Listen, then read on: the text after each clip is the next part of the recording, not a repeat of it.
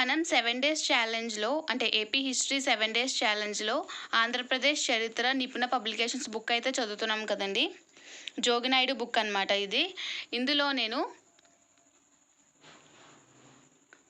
7 days challenge అనేది తీసుకున్నాననమాట కొన్ని టాపిక్స్‌కి. ఈరోజు డే 4. డే 4లో నేను కంప్లీట్ చేసిన టాపిక్స్ వచ్చేసి విజయనగర రిమైనింగ్ అనమాట. నేను లాస్ట్ వీడియోలో విజయనగర కింగ్స్ అనేవి చేస్తానని చెప్పాను. అంటే నిన్న చేశాననమాట విజయనగర కింగ్స్ అనేవి. ఈరోజు రిమైనింగ్ పార్ట్లో ఇంపార్టెంట్ టాపిక్స్ అన్ని కవర్ చేశానండి. అండ్ శాతవాహనుల అనంతరం బృహత్పలాయనులు, శాలంకాయనులు, ఆనంద గోత్రికులు ఇవన్నీ చిన్న చిన్న టాపిక్సే అండి. సో ఈ 3 టాపిక్స్ని ఒక స్లాట్ కింద వేసేసుకున్నాను. నెక్స్ట్ వచ్చేసి న్యాయ లేదా ఆత్మగౌరవ ఉద్యమం అంటే జస్టిస్ పార్టీకి సంబంధించింది చూసానండి ఇన్ఫర్మేషన్ అనేది. ఈరోజు ఈ టాపిక్స్ అన్నీ కంప్లీట్ చేశాను. ఇవి నేను 3 స్లాట్స్ కింద వేసుకున్నాను. సామ్రాజ్యంలో నిన్న సంగమ వంశం, సాలువ వంశం, తులువ వంశం అండ్ అరవీటి వంశం ఈ 4 టాపిక్స్ కింగ్స్ అనేవి కంప్లీట్ చేశానండి. ఈరోజు పరిపాలన విధానం, సైనిక వ్యవస్థ, మత పరిస్థితులు, వాస్తు శైలి, సాహిత్యం, సాంఘిక పరిస్థితులు, ఆర్థిక పరిస్థితులు టాపిక్స్లో ఇంపార్టెంట్ పోర్షన్స్ అనేవి నేను కంప్లీట్ చేశానండి విజయనగరం సామ్రాజ్యం నుంచి. అంటే మెయిన్గా ఎక్కడి నుంచి అయితే MCQs వస్తాయో ఆ పోర్షన్స్ అనేవి నేను ఫోకస్ చేశాను అనమాట. ఈరోజు విజయనగర సామ్రాజ్యం 1336 నుంచి 1675 వరకు. ఇక్కడ చూసుకుంటే మనం విజయనగర సామ్రాజ్య పాలనా విధానం అనమాట. మెయిన్గా ఇక్కడ రాజ్యం, రాష్ట్రాలు, సీమలు, స్థలాలు, గ్రామాలు ఇలా ఒక రాజ్యం అనేది డివైడ్ చేయడం జరిగిందండి. రాజ్యానికి హెడ్ వచ్చేసి రాజు ఉంటాడు, రాష్ట్రాలకి రాజ్య ప్రతినిధులు, అండ్ సీమలు వచ్చేసి పారుపత్యంగారులు, అండ్ స్థలాలు వచ్చేసి స్థలాకరణాలు ఆర్ గౌడ ఆర్ రెడ్డి అని అంటారు అనమాట. గ్రామాలకు వచ్చేసి పన్నెందలు అయ్యగాండ్రులు ఉంటారనమాట, 12 మంది ఉంటారు. సో ఇలా వీరి పరిపాలన విభాగం అనేది డివైడ్ అయిందనమాట. నెక్స్ట్ ఆర్థిక పరిస్థితులు. ఇందులో పన్నులు అనేవి ఇంపార్టెంట్ అండి. ఈ పన్నుల గురించి నేను ఒక వీడియో చేస్తాను నెక్స్ట్ వీడియోలో. మీకు నెక్స్ట్ వీడియోలో పన్నుల గురించి నేను అప్లోడ్ చేస్తానండి. నెక్స్ట్ పరిశ్రమలు అండ్ సైన్యం గురించి, న్యాయ నిర్వహణ వీటికి సంబంధించిందండి. అలా చదువుకుంటూ వెళ్ళిపోయింది. మత పరిస్థితులు, అక్కడి సాహిత్యం. అండ్ విజయనగరంలో విదేశీ యాత్రికులు అనే వాళ్ళనే చాలా ఇంపార్టెంట్ అండి. వీరి గురించి అయితే నేను రోజుకి ఒక 2 మెంబర్స్ 3 మెంబర్స్ని చదువుదామని చెప్పని అయితే నేను సైట్కి పెట్టుకున్నాను. వీటి గురించి కూడా నేను ఒక వీడియో అనేది చేస్తానండి, విదేశీ యాత్రికుల గురించి విజయనగరంలో. ఈరోజు స్లాట్ 1లో అయితే నేను ఈ టాపిక్స్ని కంప్లీట్ చేశాను. విజయనగరం కింగ్స్ నుంచి నేను అడిగే క్వశ్చన్ ఏంటంటే ఇల్లరి పన్ను దేనికి సంబంధించిన పన్ను అనమాట. పన్నుల గురించి అండ్ గ్రంథాల గురించి అండ్ శాసనాల గురించి తెలుసుకోవడం అనేది చాలా ఇంపార్టెంట్ అండి. అండ్ అలాగే పన్నుల గురించి చదువుతున్న దాంట్లో ఇల్లరి పన్ను అనే దాని గురించి చదివాను అనమాట. అది దేనికి సంబంధించిన పన్ను మీకు కనుక తెలిస్తే కమెంట్ బాక్స్లో కమెంట్ చేయండి. అండ్ విదేశీ యాత్రికులు అనే వాళ్ళు కూడా ఇంపార్టెంట్ కదండి. వాళ్ళ గురించి కూడా ఒక క్వశ్చన్ అయితే అడుగుతున్నాను. ఏంటంటే నికిటిన్ అనే విదేశీ యాత్రికుడు 2వ దేవరాయల కాలంలో వచ్చాడనమాట. ఇతను ఒక గుర్రాల వ్యాపారి. ఆయన ఏ దేశస్థుడు అంటే ఏ దేశం నుంచి మన భారతదేశానికి వచ్చాడు. ఎప్పుడు వచ్చారంటే 2వ దేవరాయల కాలంలో వచ్చారు. ఈయన ఒక గుర్రాల వ్యాపారి అన్నమాట.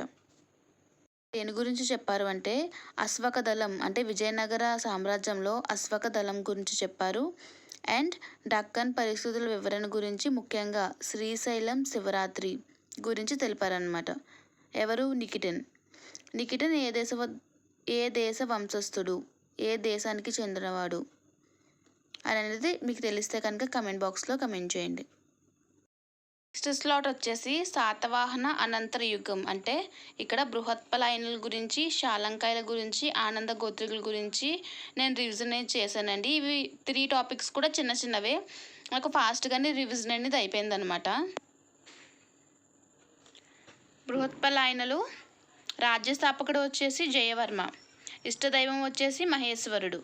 ఇక్కడ ఓన్లీ ఏకైక శాసనం అనేది ఉందండి. అదేంటి అంటే కొండముది తామ్ర శాసనం అనమాట. అది ప్రాకృత భాషలో వేయించారు. ఇది బృహత్పలాయనుల గురించి.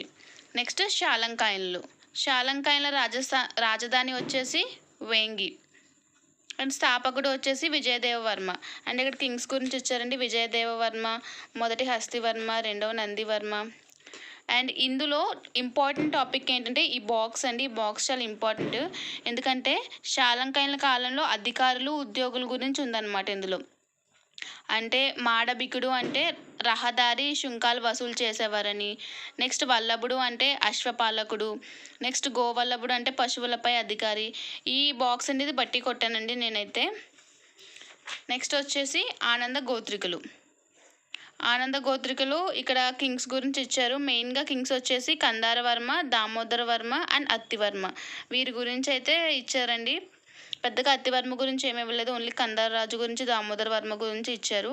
రాజ్యస్థాపకుడు వచ్చేసి కందార వర్మ. ఆనంద గోత్రికులు ఇదైతే స్లాట్ 2లో కంప్లీట్ చేశానండి. 3 టాపిక్స్ నేనైతే. సెకండ్ స్లాట్లో నేను అడిగే క్వశ్చన్ ఏంటంటే శాలంకాయనులో గొప్పవాడు ఎవరు?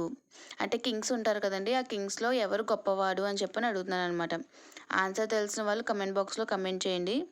క్వశ్చన్ మళ్ళీ రిపీట్ చేస్తున్నానండి. శాలంకాయనుల్లో గొప్పవాడు ఎవరు? నాకు నానా ప్రకార విజయస్య అనే బిరుదు కూడా ఉందండి. స్లాట్ 3 వచ్చేసి న్యాయ లేదా ఆత్మగౌరవ ఉద్యమాలు అన్నమాట. మెయిన్లీ ఇక్కడ జస్టిస్ పార్టీ గురించి అయితే నేను చూశానండి. ఈ స్లాట్లో జస్టిస్ పార్టీ అనేది ఎవరికి వ్యతిరేకంగా జరిగిందండి? బ్రాహ్మణ ప్రాబల్య వ్యతిరేక ఉద్యమం అన్నమాట. అంటే జస్టిస్ పార్టీ అనేది బ్రాహ్మణులకు వ్యతిరేకం అన్నమాట. దీనికి సంబంధించి ఇన్ఫర్మేషన్ అనేది ఇచ్చారు. అండ్ ఇక్కడ చూసుకుంటే 1920 నుంచి 37 వరకు జస్టిస్ పార్టీ తరపున ఉన్న ఉమ్మడి రాష్ట్ర ముఖ్యమంత్రులు డీటెయిల్స్ అనేవి ఇచ్చారండి ఇక్కడ. ఇవన్నీ సిలబస్లో మెయిన్గా టాపిక్ అనేది ఉంది కాబట్టి చాలా ఇంపార్టెంట్ అండి. ఈచ్ అండ్ ఎవ్రీ పాయింట్ అనేది ఇంపార్టెంట్.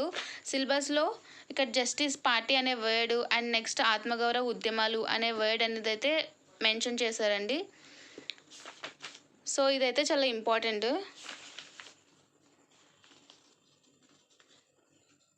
అండ్ ఈ బుక్లో ఏంటంటే వెనకాల ప్రాక్టీస్ బిట్స్ కూడా ఇచ్చారండి. అండ్ ఆన్సర్స్ అనేవి ఇక్కడ ఇచ్చారు. సో థర్డ్ స్లాట్లో నేను చదివిన జస్టిస్ పార్టీ గురించి క్వశ్చన్ అడుగుతున్నానండి. జస్టిస్ పార్టీ యొక్క మొదటి సమావేశం ఎక్కడ జరిగింది? అంటే ఏ ప్రాంతంలో ఈ జస్టిస్ పార్టీ యొక్క సమావేశం, అంటే మొదటి సమావేశం ఎక్కడ జరిగిందని తెలిస్తే కనుక కమెంట్ బాక్స్లో కమెంట్ చేయండి. అండ్ ఆంధ్రాలో జస్టిస్ పార్టీ యొక్క తొలి సమావేశం జరిగిన ప్రాంతం కూడా తెలిస్తే కనుక కమెంట్ బాక్స్లో కమెంట్ చేయండి. దీన్ని బట్టి మీరు ఎంతవరకు చదివారు, చదివింది ఎంతవరకు గుర్తుందని చెప్పని మీకు తెలుస్తుందండి. సో జస్టిస్ పార్టీ మొదటి సమావేశం ఎక్కడ జరిగింది అండ్ ఆంధ్రాలో జస్టిస్ పార్టీ యొక్క తొలి సమావేశం జరిగిన ప్రాంతం. చదివేటప్పుడు అన్ని డేట్స్ ఇంపార్టెంట్ కాదు కానండి, కొన్ని మెయిన్గా కొన్ని ఉంటాయండి. అవి ఇయర్స్తో పాటు డేట్స్ కూడా గుర్తుపెట్టుకోవాలి. అంటే జంబిల్ చేసి అడిగి కన్ఫ్యూజ్ చేసే అవకాశం ఉంది. సో అందుకే కొన్ని మెయిన్ థింగ్స్ మాత్రం డేట్స్ కూడా గుర్తుపెట్టుకోవడానికి ట్రై చేయండి. లాస్ట్ వరకు వీడియోని చూసినందుకు థ్యాంక్స్ అండి.